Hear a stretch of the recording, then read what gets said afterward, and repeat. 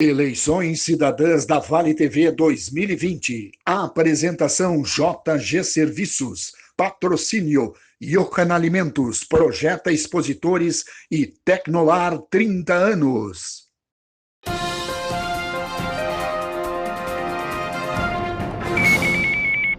Boa noite para você que nos acompanha pela Vale TV, canal 14 da NET, também pela Vale TV Play, redes sociais e também no nosso YouTube. Eu sou o jornalista Felipe Faleiro e hoje seguimos com as entrevistas com os candidatos à Prefeitura de Estância Velha.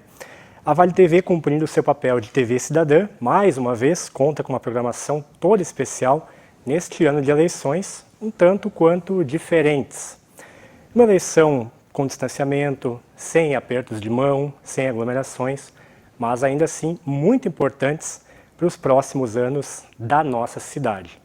O projeto Eleições Cidadãs da Vale TV é apresentado por JG Serviços, Portaria, Limpeza, Jardinagem, Zeladoria, Trabalhos em Altura e Sistemas de Segurança, e o patrocínio é de Iocan Alimentos, marca de confiança, produtos de qualidade, Projeta Expositores, especialistas em projetos comerciais, e também Tecnolar 30 anos, tudo o que você precisa está na Tecnolar. Hoje nos nossos estúdios recebemos o candidato Carlos Boni, do PDT. Tudo bem, candidato? Tudo bem, tudo bem. É um prazer estar aqui e parabenizo também por mais essa oportunidade da gente poder estar falando um pouco dos nossos planos, dos nossos projetos e o que a gente pensa para o nosso município de Estância Velha. Então, obrigado. Perfeito. 1 minuto, então, para o senhor se apresentar, né, dizer quem é Carlos Boni. Bom, eu me chamo Carlos Boni, sou nascido na cidade de Arroio do Tigre, morei na Grande Porto Alegre, me formei técnico em agropecuária em Alegrete. Depois disso, tive um tempo morando em Estância Velha, aí depois morei em Portugal 2 anos, na Espanha morei por mais quase 8 anos, tive uma filha em Estância Velha, no Hospital Getúlio Vargas, e outra filha no hospital na cidade de Reus, na Espanha. Voltamos para o Brasil em 2011 e em 2016 eu concorri a vereador, né, pela primeira vez, me elegendo e daí exercendo a minha função dentro do Poder Legislativo. Tá certo. Candidato, vou iniciar as perguntas então. Por favor. 3 minutos para cada uma delas, tá bom? Suas respostas. Vamos começar falando sobre o abastecimento de água. Tá? Todos os anos existe um problema muito grande, muito em parte em função da captação da água da Corsã lá em Campo Bom. Como que o senhor vê essa questão e como pretende trabalhar para melhorar ela? A questão da Corsã, a gente sabe de alguns convênios e tudo mais. Aqui vocês têm Comusa, né, aqui em Novo Hamburgo. E ela influi diretamente também na situação do nível do rio, né? A gente tem previsto de novo para esse ano uma seca muito grande e essa seca acaba influenciando diretamente na questão da captação e, consequentemente, na questão da distribuição dessa água.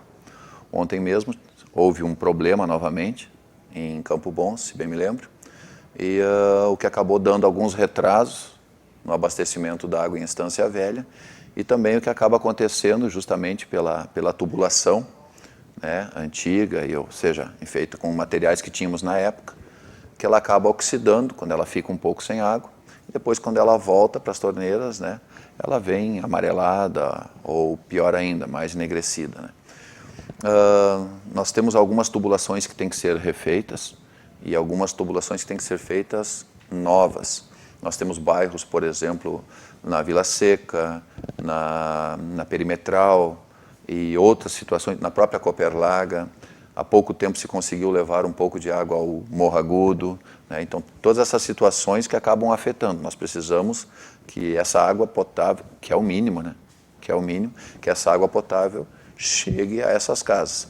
De que maneira? Pois, junto com a Corsã e a nível estadual, estaremos trabalhando isso para ver o que podemos fazer para facilitar, e seja uma perfuração de poços, porque a gente sabe que a Corsã tem também perfuração de poços, tem alguns poços dentro do município de Estância Velha, eles conseguem legalmente fazer isso e aí conseguem então drenar essa água dos lençóis e abastecer também. Nós tivemos em reunião no governo Sartori, e também no governo Leite. Estivemos em Porto Alegre vendo o que nós podemos fazer para resolver esse tipo de situações. Nos foi passado algumas orientações e, ao fim e ao cabo, pela troca de governo também a nível de Estado, acabou se perdendo tanto uma proposta como a segunda proposta. Então estamos no aguardo de poder sentar novamente e ver de que maneira eles podem nos auxiliar e nós, automaticamente também, dar a nossa contrapartida ao município de Estância Velha. Candidato, o senhor tem 30 segundos ainda. Quer utilizá-los? Não, tranquilo, é isso. Ok. Seguindo então, na questão da pavimentação, obras, enfim, né, infraestrutura, há muitas ruas ainda que não são asfaltadas no município de Estância Velha. Qual a sua opinião sobre o assunto e como que o senhor pretende então também trabalhar para melhorar isso? A questão da pavimentação, no antigo se usava muito o resto de pedra, né, para fazer ruas, né? Em vez de usar o paralelepípedo, aquele que a gente vê em alguns municípios, aquele quadradinho bonito que não dá problema, se usava muito esses restos de pedreira aí e acabava se fazendo ruas com isso, que acabam trabalhando e virando um monte de pontas e acaba gerando todo um problema dentro da nossa mobilidade nas nossas ruas.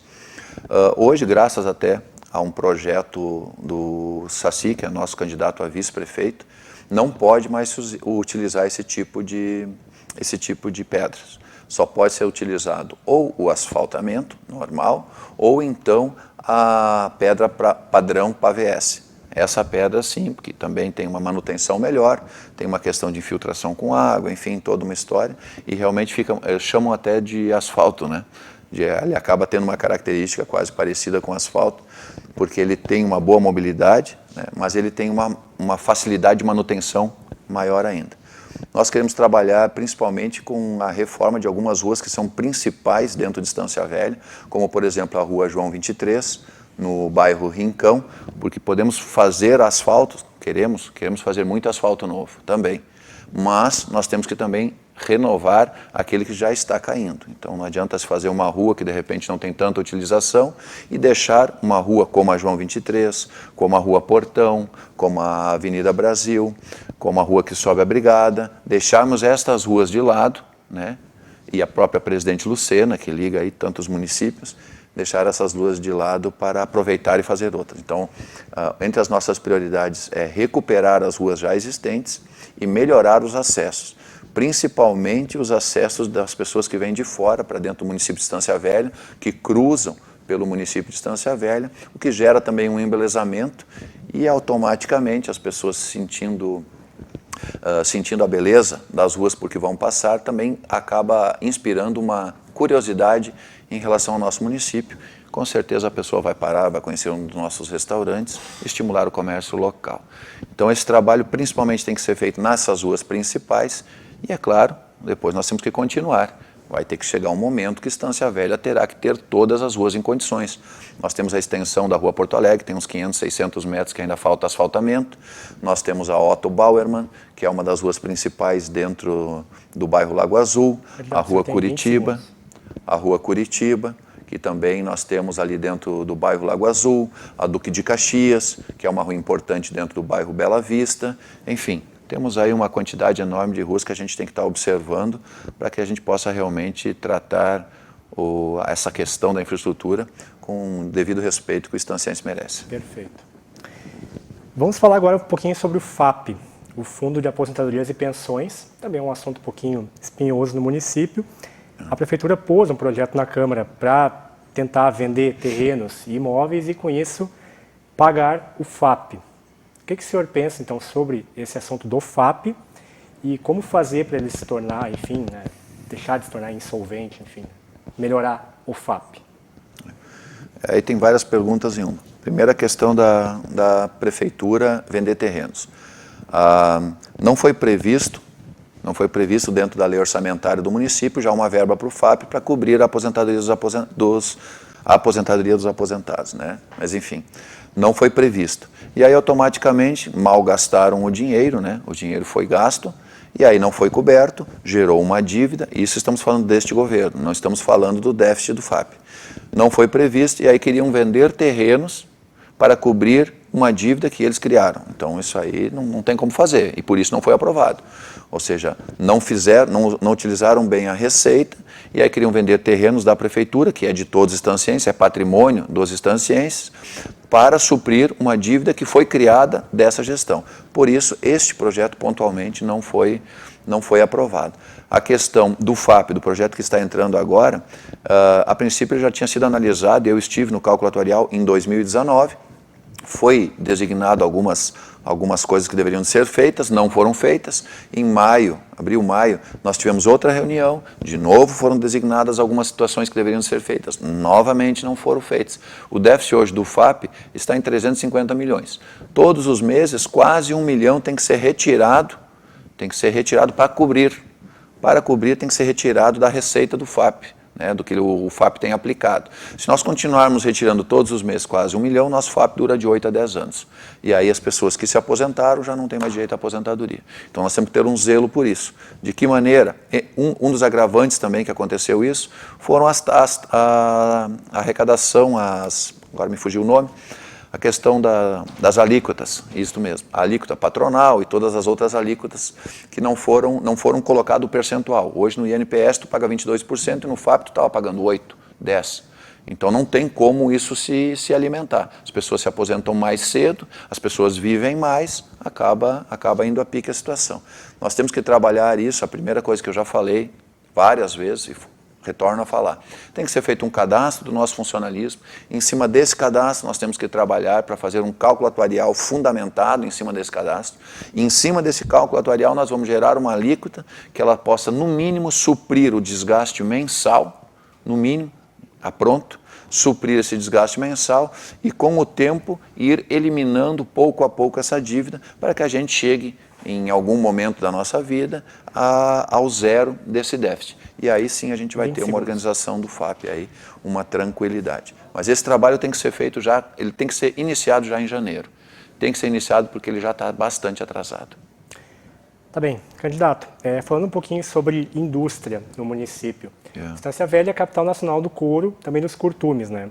O que o senhor pensa, então, sobre essa situação e, caso eleito, o senhor vai incentivar essa indústria do couro, vai tentar diversificar? Qual que é a sua visão em relação à indústria de Estância Velha? Apesar de ter o título, né, de capital do couro, a gente bem sabe que hoje qualquer município, qualquer gestor, ele tem a ideia da diversidade. Né? Até porque ele não pode ficar na mão só de um setor. A gente sabe muito bem que os setores oscilam. Né? Hoje nós estamos bem com o couro e daqui a um mês nós estamos mal com o couro. E aí o que faz? Fecha a cidade. Então nós precisamos diversificar, nós precisamos, claro, que fortalecer tudo que nós temos, seja indústria, seja metalurgia, seja beneficiamento, seja o comércio local, temos que fortalecer tudo que nós temos para que realmente a gente possa continuar andando num bom caminho, mas é evidente que a gente precisa linkar a Estância ao futuro.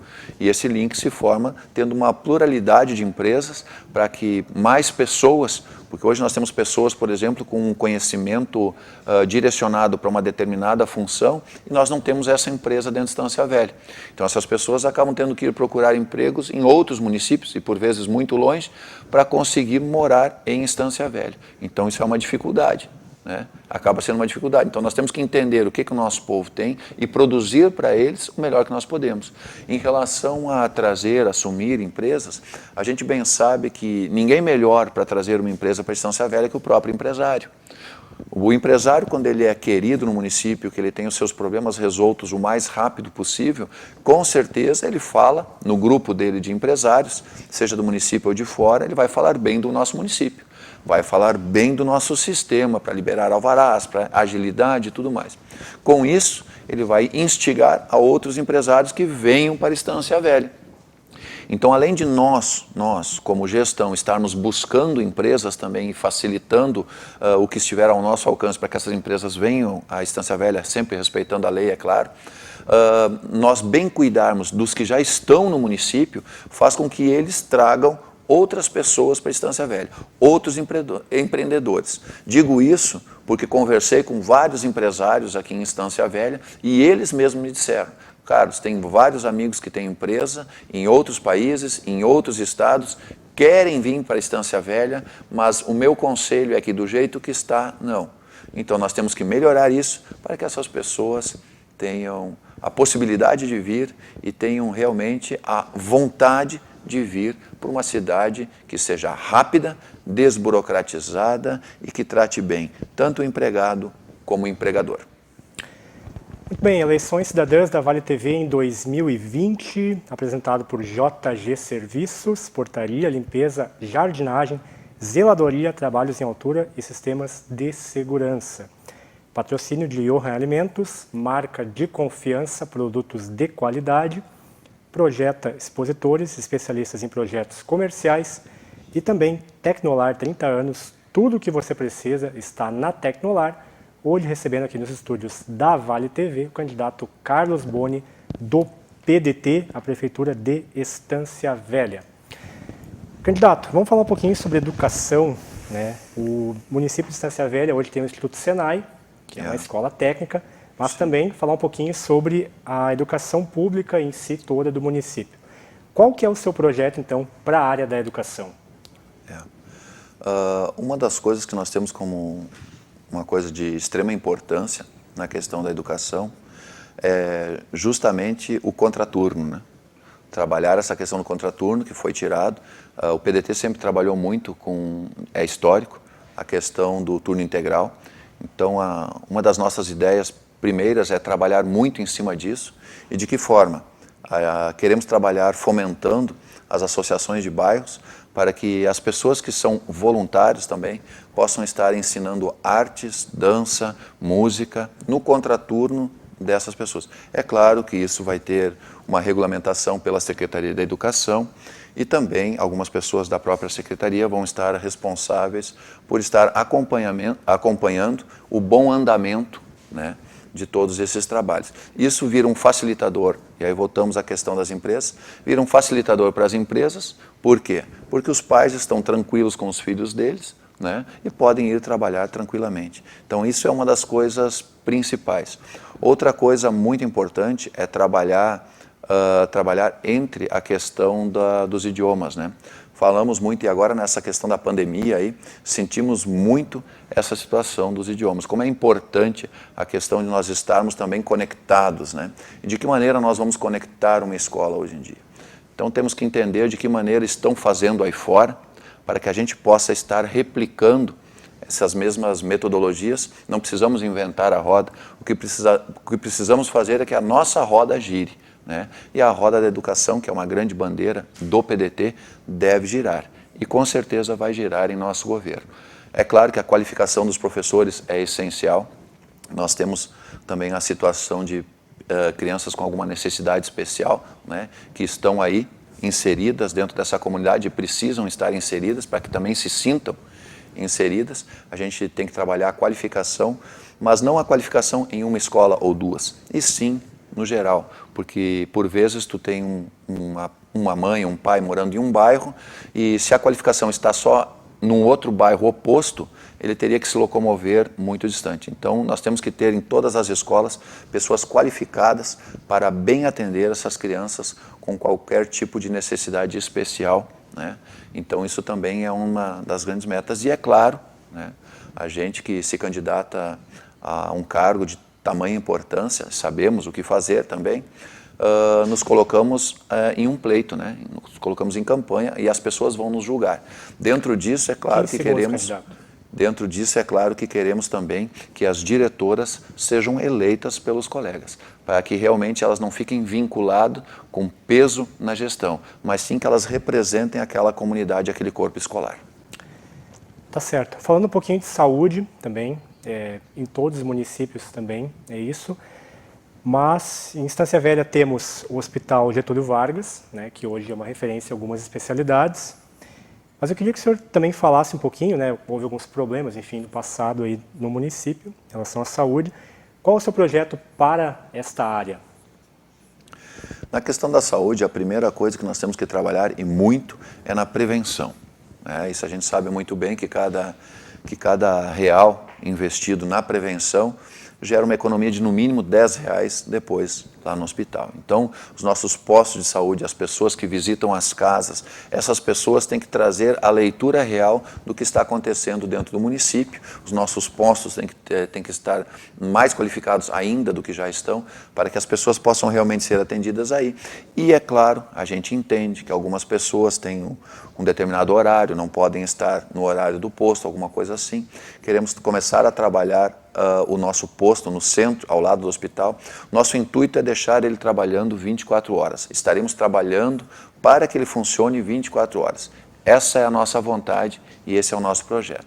Para que, com isso, a gente já elimina de cara as filas da madrugada, né, esse negócio de ir para a fila 1, 2, 3 horas da madrugada para conseguir uma ficha, então já se elimina, porque a pessoa já vai para o posto de saúde e também se qualifica melhor a questão do espaço. Hoje, no nosso hospital, a cada 10 pessoas que recebe, somente 3 necessitariam um atendimento de urgência ou emergência. As outras 7 pessoas acabam onerando dentro do hospital e poderiam ser tranquilamente atendidas em um posto de saúde e até melhor atendidas. Mas, por vezes, por dificuldade do horário e tantas outras coisas, acaba não acontecendo. Então, nós queremos que ele funcione dessa maneira. Para isso, a gente está com um projeto de criar um centro de saúde, né? Que é ali naquela quadra onde está o hospital, o posto de saúde, a farmácia básica, e aí também trazendo a farmácia para dentro desse centro.